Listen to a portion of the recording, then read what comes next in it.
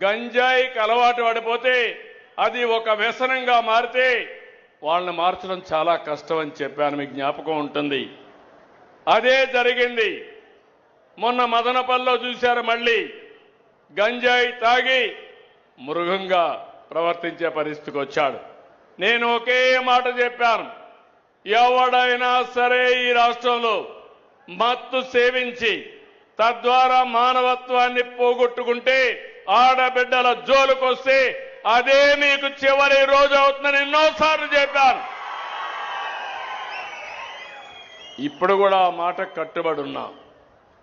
నేను ఎవరిని వదిలిపెట్టను. చట్టం దాని పని అది చేసుకుంటూ పోతుంది. అలాంటి వ్యక్తులు ఉండాల్సింది జైల్లో అయినా ఉండాలి, లేకుంటే చట్టం ద్వారా ఉరి శిక్షణ అయ్యాలి.